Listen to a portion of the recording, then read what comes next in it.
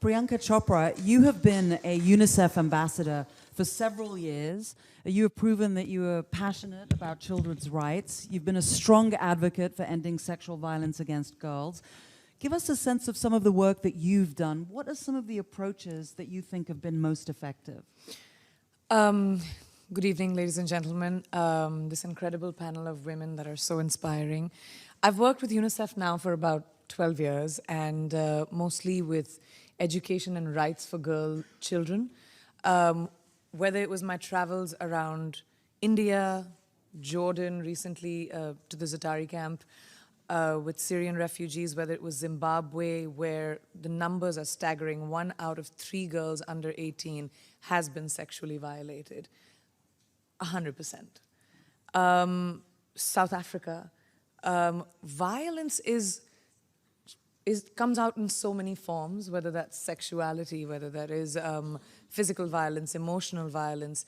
The one thing that I have seen that usually works within communities is to be able to empower women and young girls, giving them the right to tell them it is okay, especially in developing countries like you were speaking, ma'am, right now, about if a girl wears a certain outfit, she's judged for it and she asked to be raped.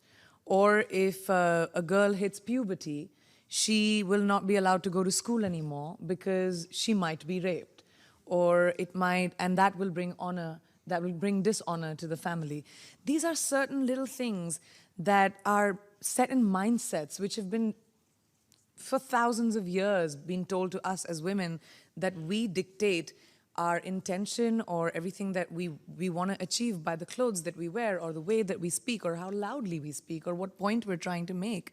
So what has worked is empowering these young girls and boys in schools, by telling them that a real man is not violent and a real woman is not tolerant of it. Because what happens is society tells boys that it's okay to be violent, and then women just become tolerant. And when these girls are empowered, I've seen so many kids that I've met who go into their own communities, and despite of being ousted, despite of being told that they're too much women and they're bad influences and they will probably, turn the other girls into bad influences, they go out there, knock on doors and make the change. So we need to start young.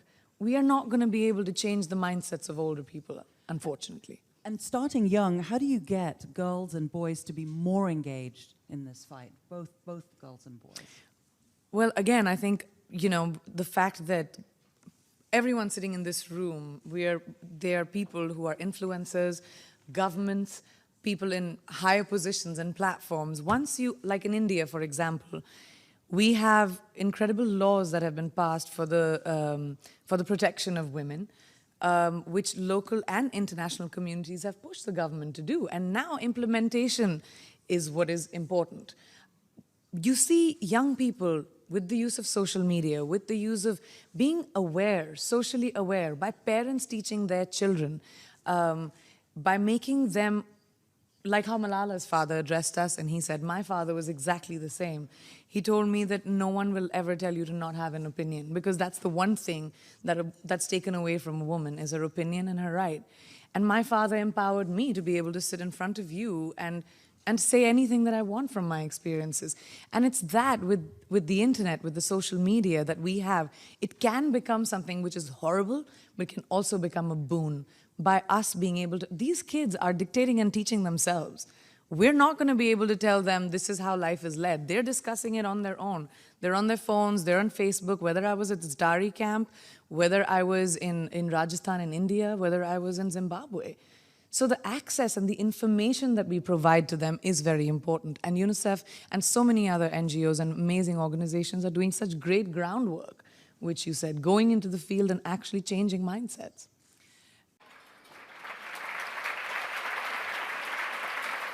Here's Priyanka.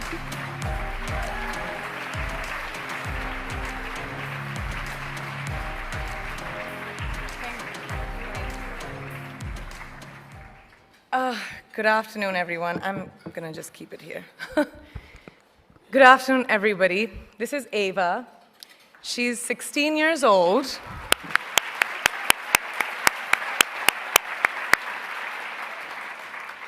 An age where girls should be enjoying their innocence and joys of their youth, but she, at such a tender age, understands the importance of being a voice for her peers, an advocate for young girls and women around the world who may not have the opportunities that us sitting over here have. So receiving this honor from a hero like her makes this so much more exceptional. So thank you.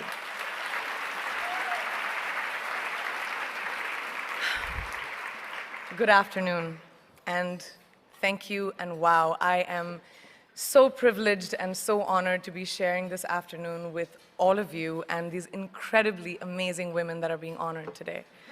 I'd like to extend my congratulations to each one of you, Octavia, Michelle, Kelly, Patty, and all 50 women that have been included in the Impact Report. Your achievements not just inspire me, but also so many others to work harder, to be better, and to make a dent wherever we can. So I'm very, very proud to be standing alongside of you. So in life, you know, there are moments when you stop and ask yourself, how did I get here? Like, why am I standing here? Well, this is definitely one of those moments for me. And I find myself going back to the beginning, back to my roots. I was born to incredible parents. Amazing parents who served as doctors in the Indian Army. I was the firstborn, and as far back as I can remember, I made my parents very proud and happy 99% of the time. Okay, slight exaggerations of personal achievements are allowed from time to time, don't you think? My brother was born a few years later, and even then, nothing changed for me. We were both given equal opportunities, and I want to emphasize this. I want to really emphasize this for you because I don't think a lot of people might understand that being equal might seem very normal. But where I come from, India, and a lot of developing countries around the world, more often than not, this is an exception. It's actually a privilege. My first experience of the glaring disparity between boys and girls came at a very, very young age.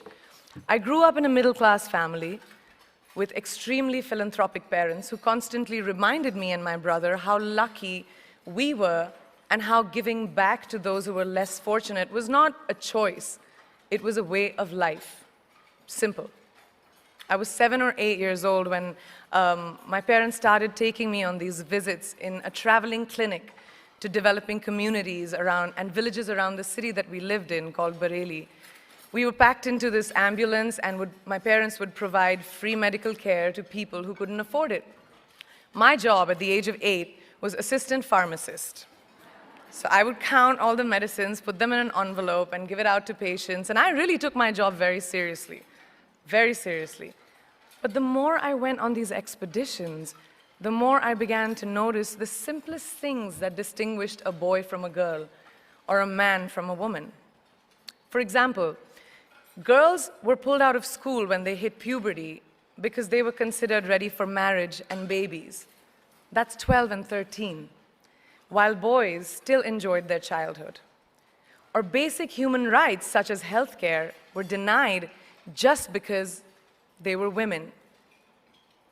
Let's call this whole experience trigger number 1 for me. Fast forward a few years and many, many triggers in between. Like a producer-director, for example, early on in my career, I must have been about 18 or 19, telling me that if I didn't agree to the ridiculous terms or painfully low salary in his movie, that he would just replace me. Because girls are replaceable in the entertainment business. That was a memorable one.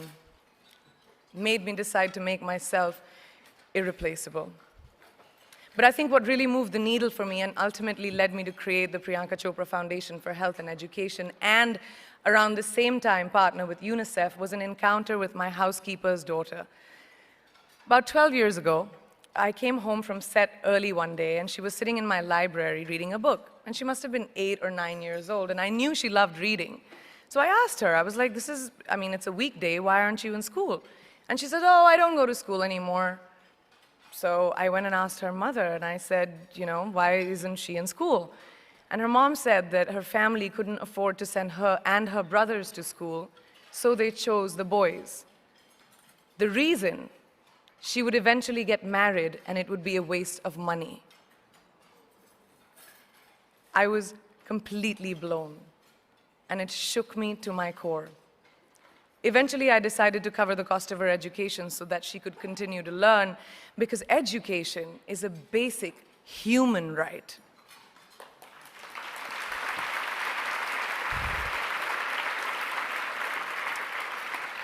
And a huge necessity, especially today.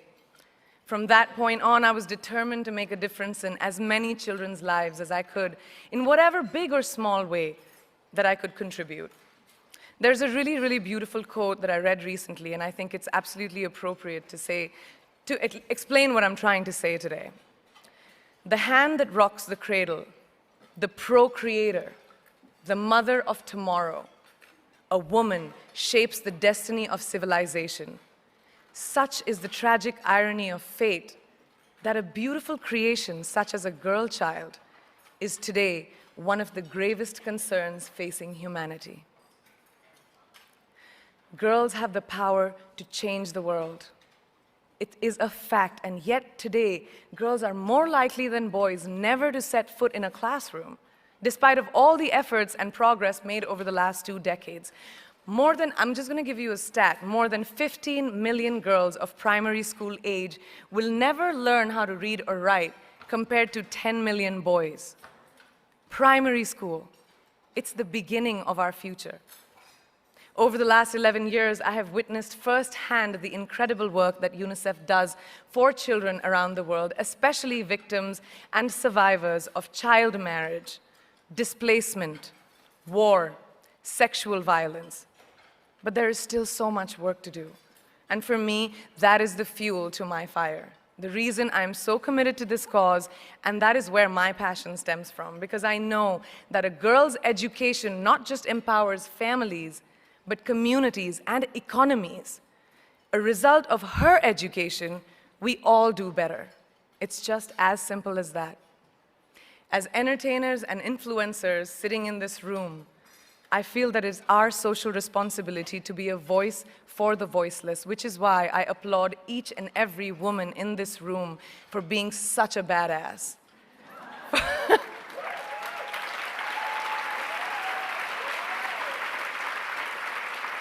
For using your platform and your voice to contribute to change, and for ensuring that there is not even one lost generation as long as we are alive. I'd like to thank Variety and all of you for encouraging me and all of us in this room to keep going and fighting on. Thank you so much.